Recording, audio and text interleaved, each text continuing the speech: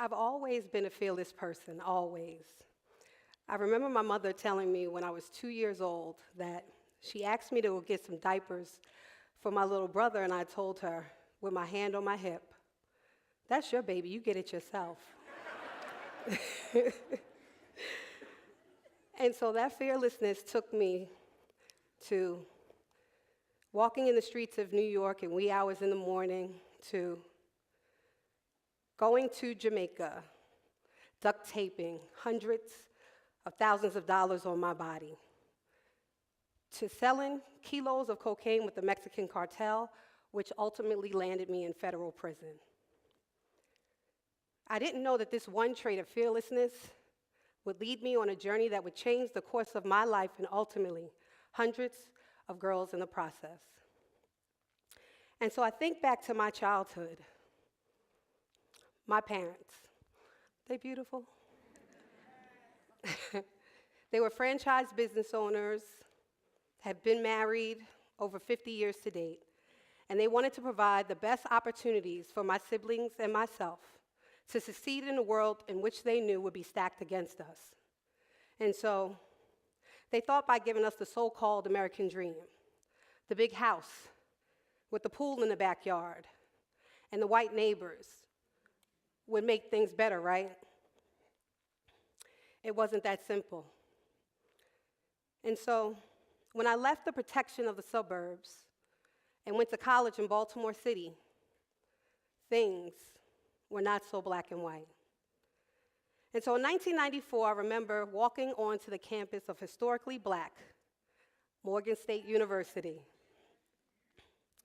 And I remember being so excited when I saw the sea of beautiful faces that looked just like me.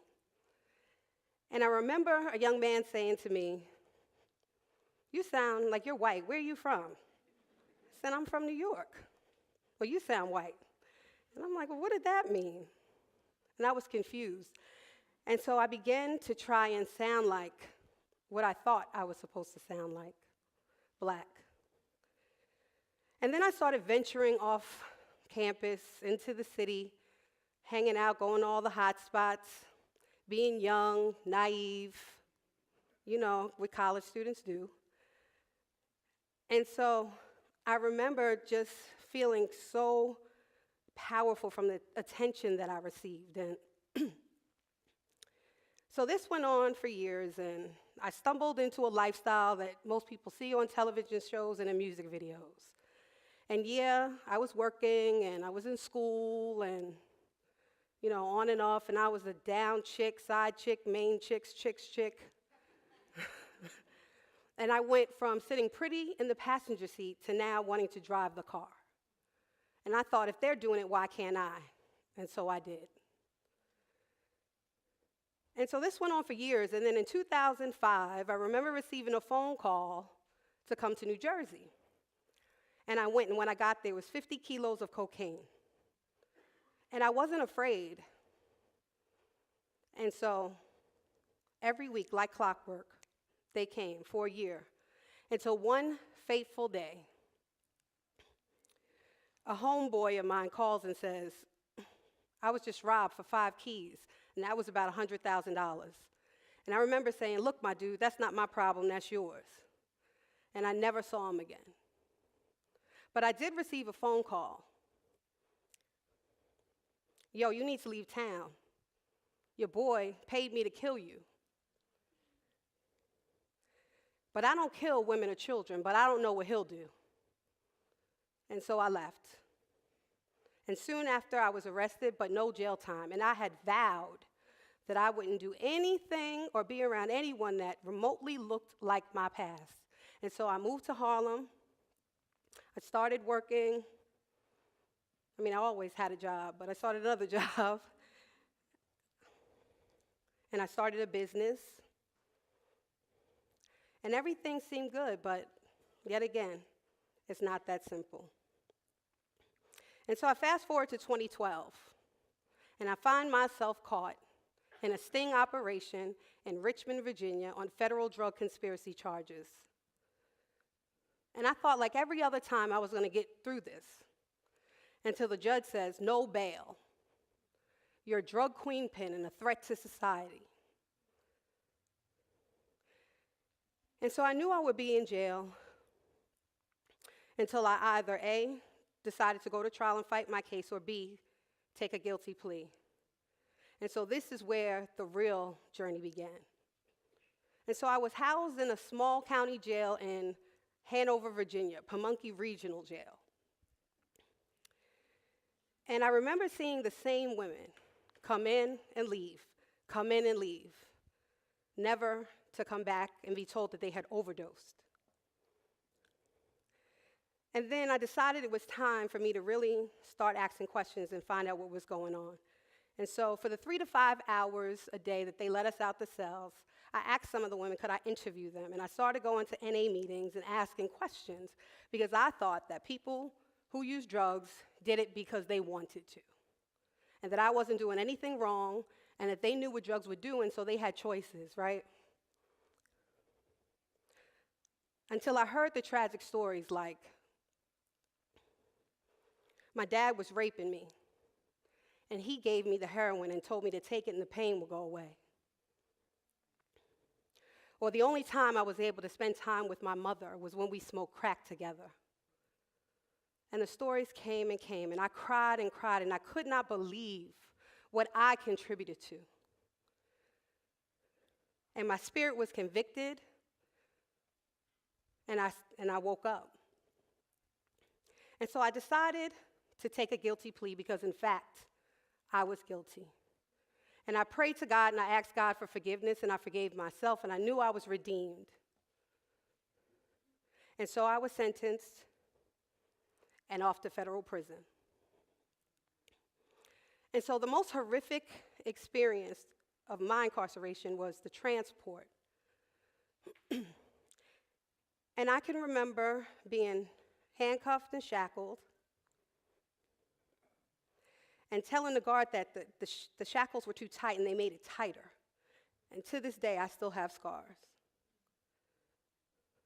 And I remember seeing about 50 buses out at the airlift filled with prisoners from all around the country that needed to be transported to Oklahoma to the Federal Transfer Center.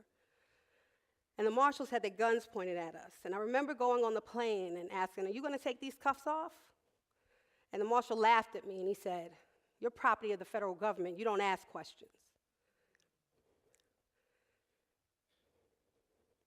And so when you think of a plane, you have first class in the front, coach in the back. The women sat in the front, and the men sat in the back. And so if the women had to go to the restroom, we went to the back of the plane. And so, of course, I had to go.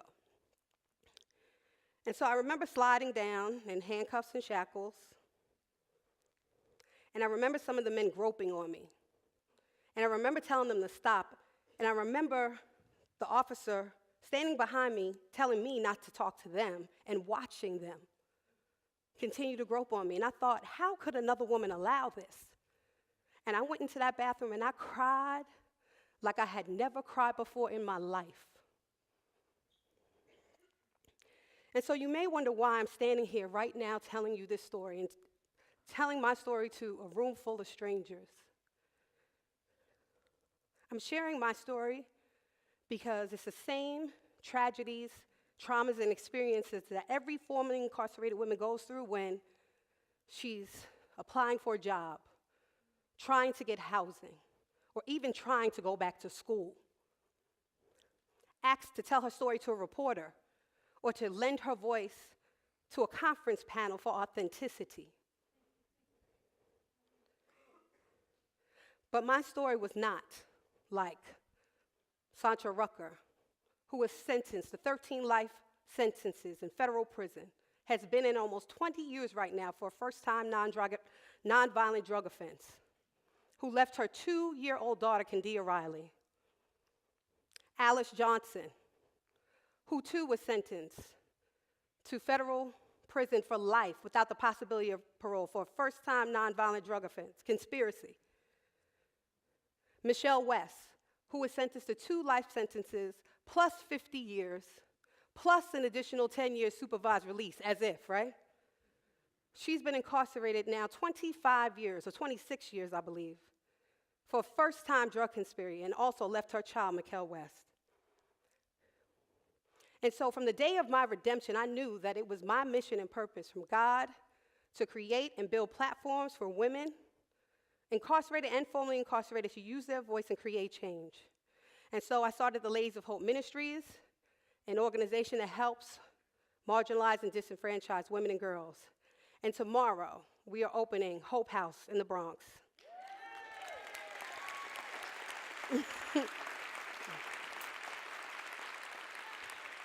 A safe housing space for women and girls. And I've had the distinct pleasure of traveling around this country alongside Andrea James, the Executive Director of the National Council for Incarcerated and Formerly Incarcerated Women and Girls, and met brilliant women all over this country. And a 2017 Soros Justice Fellow working on parole and probation accountability, which is a whole nother TED Talk, and it looks like I'm already out of time, but. So I just want to give you a little context on, usually I don't stand and talk about the degradation and humiliation that I went through, but instead I talk about the brilliant women that I've met who were incarcerated just like me. Women like LaShawna Thompson, who's right here in DC and formed The Wire. Teresa Hodge, DC, Mission Launch. Sarita Steib Martin, New Orleans, Operation Restoration. Fox Rich, Fox Motors, New Orleans. Donna Hilton and Susan Burton. You all should know who they are. Michelle Jones, incarcerated 20 years in Indiana State Prison, has been home 2 months and is a doctoral student at NYU. Dolores Canales, Kendia Riley, you saw Sandra Walker, that's her daughter. She's a student at University of Virginia. And Sarah Zarber, a student in the School of Social Work at Columbia University. The children of incarcerated parents, Ebony Underwood and Miko Underwood. Both of their their father, William Underwood, has been incarcerated first time, nonviolent conspiracy charge, over 28 years. Susan Rosenberg and her partner, Dawn Reel, and my little black friend, Stella. I always call her my little black friend. And again, Susan Rosenberg and Laura Whitehorn, who are both political prisoners of war and are fighting for political prisoners still in this country, and Lois Ahrens, who is not formally incarcerated but has been doing this work through Real Cost of Prisons Project for 50 years, and she stands beside us. Shonda and her daughter, Jam. Shonda is the most brilliant research assistant and data specialist. Tara and Sue from Washington State, and Ivy, who I was incarcerated with in Danbury, Project Liberation.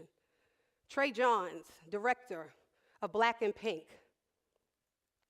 Amy Pova, Can Do Clemency. Since her release and clemency from President Clinton, she has worked 16 years to free prisoners around this country. Tahiba Bain and Layla Martinez, both students, Layla in the School of GS and has a Beyond the Box initiative where she's trying to remove not only the box on college applications at Columbia University, but also statewide in New York, or nationwide actually. My sister's from YWCF in California. I'm going to rush through these slides now because time's up. North Carolina and Alaska, sisters all over this country.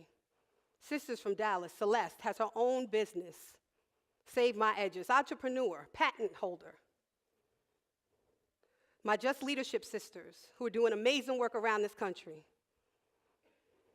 And so today, right now, in this very moment, I stand for every formerly incarcerated woman in this world, turning the pages on our past.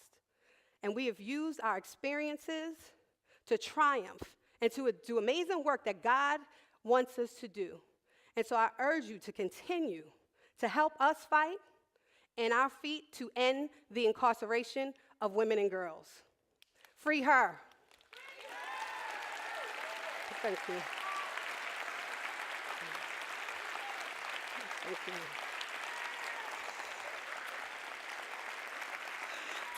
Thank you.